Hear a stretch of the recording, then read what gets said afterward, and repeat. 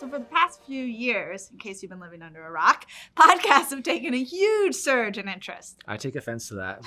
But You live under a rock. 165 million people have listened to a podcast at least once. Yeah, and around like 32% of Americans are actually tuned into a monthly podcast. So Neely, are you like one of those 165 million people listening to podcasts? I'm actually listening to some right now. That's ridiculous. Anyways, Neely, what podcast are you stoked on, tuned into currently?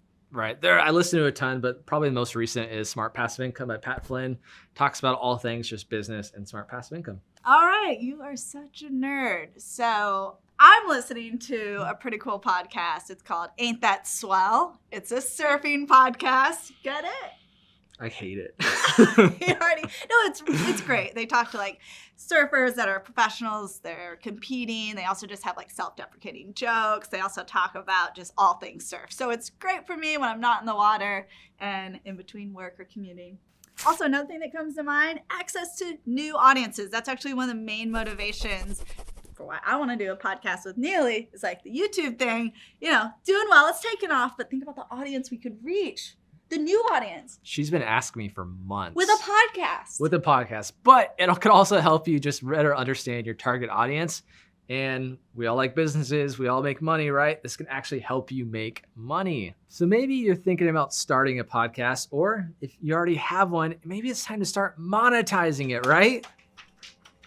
Because the competition out there for ears is getting fierce. So you're going to need some best practices. So let's go over them right now. So the first step that you want to take is actually make a plan and define your goals. So for example, I mentioned I listen to Ain't That Swell. The reason why I listen to that is because I want to learn more about surfing, get in on the end, get barreled on the facts. But also, if you're thinking about starting a podcast, what is your expertise? What could you share? And define that goal. What are you going to give the people? Give the people what they want, right? And following up with your expertise, you got to pick a topic and you have to stick with it. People listen to podcasts for a specific reason. It's a really good point. Right. So whatever your expertise is, keep it along that niche, keep it focused. Yeah. So there's a theme. Yeah, absolutely. People want that. They want to tune in, maybe that monthly podcast that they're always listening to because they want to get scared with a spooky murder story. So also when thinking about making a plan, it's really critical to think about, okay, what format do you want this to be in? And there's a few different ways you could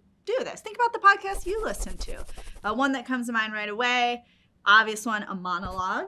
Right. Got to have the right personality for it, but it's just you sharing your expertise, take away the stage. Yeah, sometimes it's easier to do, right? Because it's just you with your topic. Yeah, and your time. So there's also interviews. Those are great. I find those to be super engaging, more so than the monologues. Like, for example, love Howard Stern. I think his interview capabilities are awesome. You gotta give a little credit to the guests as well. I mean, he has on the most fascinating, interesting people that he interviews. But you haven't been on there yet. Oh, Neely. There's also a third form, narrative. Love a good story. It does take a lot more work, but there's some really great stories out there that people are tuning into. I know we were talking about one recently. Yeah, one of my favorites is Welcome to Night Vale. It's just an incredible podcast that follows that narrative style. So next up, we're going to talk about branding your podcast. Well, first, got to come up with a name. So important. I was thinking about doing one for our business, Coffee and Kickflips. Got the perfect one. Are you ready? Sort of. Let's go. Drop in with Emma.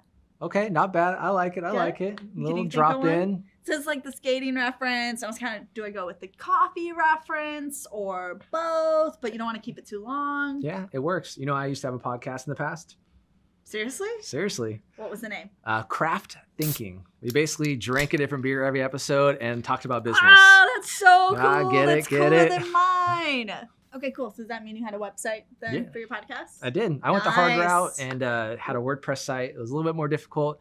For those of you that aren't tech savvy or just don't want to spend time managing it, there are tons of podcast hosts out there that are pretty inexpensive that make it easy just to upload your audio and it's live for the world. So next up, think about your equipment, right? And what goes into choosing the recording equipment. Ask yourself a few questions. Number one, where are you going to record? Yeah. 2, how many people are actually going to be on your podcast? And then 3, what's your budget, right? These things can get costly or it can be pretty inexpensive. Now you're also going to want to think about the mic you want to use. The 2 most popular, especially for beginners, are the Blue Yeti mic and the Rode mics. Make it super easy to get started and almost anyone can use them.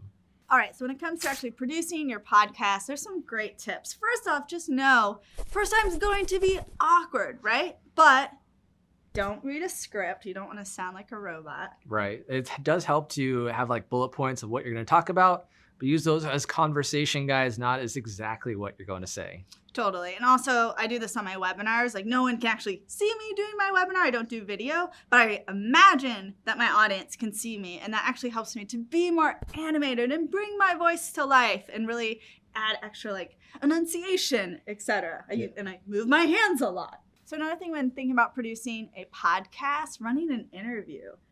And my favorite interviews, they're the ones you can tell the host did their research. Like the questions are quality. You can always tell when someone hasn't. And those are the most engaging for me to watch. So when you do an interview, prep ahead, trust your gut, and do your research. So you're asking very quality questions that are going to be engaging for your audience to listen to.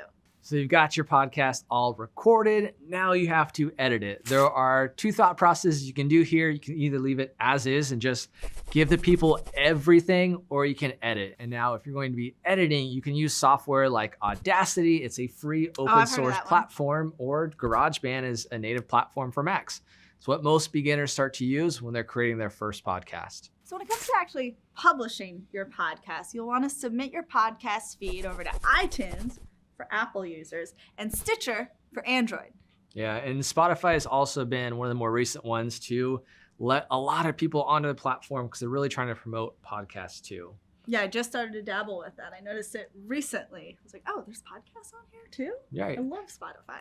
Now, each of those platforms will have their own requirements and things that you need to do when you're submitting, such as like your image size for your podcast art, and then the audio quality itself. Also, fun fact, you can upload it to YouTube. Yeah, it's just another source to distribute your content for someone that likes to really just watch versus listen. Now, your success with your podcast, it's totally up to you. Yeah, podcasting does take some time and effort, but it is totally worth it.